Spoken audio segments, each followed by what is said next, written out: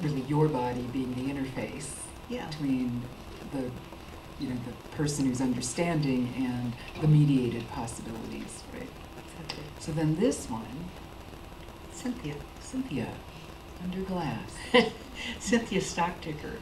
It operates by the five stock markets, and that controls her mood swings. So if the stock market goes up, she goes shopping. If it goes down, she starts drinking. Sounds like my week, right? So now this is the cyborg element, right? And so now we're looking at phantom limbs, which is really the cyborg in a different way, right? The media device, and my eye is the camera, my head is the camera. And these are all capture systems, just like America's Finest was, and some of these other, even Roberta was a capture system with the surveillance camera in a distance, and it's really about how media captures, particularly women, and without them knowing it, and some of the options that one has in being able to counter that. And these were done pre-Photoshop, so they're just cut out. Yeah, right, so collage. Yeah. And, it's looking back, right? It's the woman looking back, through the device. Yes. Then we turn to the first realization of an interactive chatbot, right? Was Agent Ruby a chatbot? Okay. I'm going to talk a little bit. Is that Ruby? Or? That's Ruby. Okay. Yeah. So I started around that time to make movies also, and there was a film project I wanted to do that would extend beyond just the film, would be kind of expanded cinema, where part of the film would come off the screen, and the film was Technolust. And in Technolust, there was a scientist by the name of Rosetta Stone, and she bred these 3 cyborgs in her basement, and one of them earned their living by having a Lonely Hearts kind of blog that would go out into the world. I don't know if we took it out or not. Yeah, there she is. Yeah, that's the film Technolust. And Tilda Swinton played 4 parts in that film. And one of these women, they since they were made from Rosetta, they were all female embodiments, and they needed semen somehow to survive. So Ruby would go out and get that for her sisters. So anyway, this I had the idea to do something that you could watch the film and something would jump from the film onto your in those days that wasn't an iPhone, on the iteration before an iPhone. And so I started to think about something that could do that, and it was AI, an artificial intelligent bot, and nobody knew what I was talking about. They didn't know what I was talking about in the film, and it's a miracle that both got made. Really, it's just the dream refusing to die. Yes, right. And eventually we found people. We used 18 programmers from the internet, people all over the world, trying to figure out how you make AIML, artificial intelligence markup language, to do this, and we actually did it. And people would watch in the first screenings of Technolust, and this program would leap onto their phones, and they'd go out and talk to Ruby afterwards. Of course, we spent, I think we started this in 1996, and we finished, she was released around 2000. Right. And so by the time we were done and she was released, there was somebody else who came up with AIML. It's like the telephone. Right, people, right. One person patents it and somebody else does it. Right, so exactly. we had done this, and Agent Ruby became something that exists. And agentruby.net you could still go to and talk to. And I gave her to the San Francisco Museum of Modern Art because her upkeep was too expensive. And they showed her in 2013, after a dozen years of her life, and they found that there were 80 tons of chats that people had done with her, and they divided that and made it into 10 books.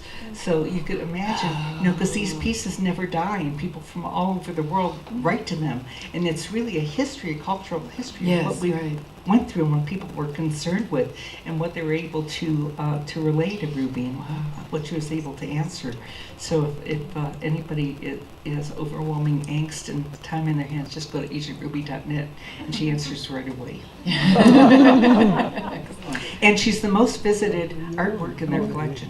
Really? That's wonderful. We need Ruby archaeologists. We have one. Really? The museum actually they have 3 that are doing this. Right. Yeah. To read, yes. Just for this piece. Right. Yeah. And then this is Dina. Dina. Small, capital D, small I for the internet, capital N and capital A. And we all know that our daughters are smarter than us, right? So, at least in my case, it's true. And so we wanted to make something that was a little smarter than Ruby, so Dina has voice synthesis, and you can talk to her, you don't have to type. And she will respond and answer all of your questions. She's out here right in front of the Infinity Engine. So so you can have your conversations with her. Now Dina was released around 2002, 2003, and Siri was released around 2011, 2012. And Dina's smarter. Yeah, Dina, right? Because Dina at that time, she was going out to the internet to respond to questions, right? Yeah, and anything. Yeah, you could ask her about God. You could ask her the capital of Argentina. You could ask her anything. Yeah, and her questions, I think, her responses were. Yeah, she's really opinionated. Yes, and what's weird, exactly. Unlike the faux, like Siri, right? The faux neutral Siri. And I still don't know how we've done this. We've made now 3 bots. One of them speaks 2 languages, in fact. And we use exactly the same code for the spine, and they have different personalities. One's shy. Dina is kind of smart aleck. Yeah, she's sassy. She's sassy. I don't know how with the same code. I mean, the programmer Colin Klingman says it's because of what people ask her. I was going to say it's a social construction, right? Because she's being asked probably different things, and voice acting versus typing also would communicate differently. Right? But and also, I think was it Google that put out a racist bot that was murdered by people on the internet. I don't think it lasted 2 days. So people were, people's response do shape its personality and survival. That's crazy. These are just cyborgs. These are cyborgs, transgenic cyborg, topic we're going to come back to. And then these are hero sandwiches, I call them. So first, this one is John Wayne and Dolly Parton. This is David Bowie and Katharine Hepburn. They're beautiful. They're beautiful. And now this is getting into talking about your filmmaking practice. This is the first kind of using virtual sets. Mm-hmm. Can you talk a little bit about that? Well, I had heard about Ada Lovelace, and because I had done a documentary on the history of the telephone, but there was no information about her. And here Ada was the one who wrote the first computer program, and so I decided to do a film about Ada with time travels, kind of a sci-fi but based in truth. And in order to, I asked Tilda Swinton to do it, and her agent said no 5 times. And then I accidentally sat next to her best friend in Berlin, said Tilda's looking for some interesting project. And so she said she'd do it, and we had a little tiny baby budget. And once Tilda said she'd do it, we had to figure out a way to really do it on the budget we had. So we literally invented this out of necessity of being able to do what I call virtual sets, where we shot half the film against a blue screen. If you show the next one, you'll see, and all of the production was done against a blue screen, and we went to bed and breakfast places in San Francisco and dropped slides into the computer. There's no construction whatsoever, so we built all these 17th century scenes. We had animation with QuickTime movies in the fireplace and rain, and made the film that way. So the red Vic, right? yes. The Photoshop Yeah. background. And so there's, so Conceiving Ada was the first, and then Technolust. Yeah, and it was also I had made some videos before that, but it was really the first feasible film. And that one, used the virtual sets, and this one was the first high definition film that was made, which because they wanted it to be more real than real. And so that's Technolust.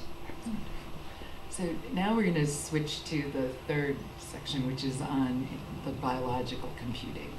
And to do that, I'd like to ask you to, there's a description that you offer that says that the body is an analytic engine and nature is an infinity engine, tying into the installation here. I'm wondering if you can talk a little bit about that, and what you mean by that.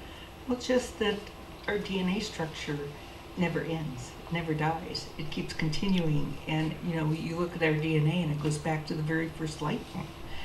It's all integrated into that, the possibilities of the future. So, and then, okay, so we're looking now at, we're starting to look at the material that's here. So we have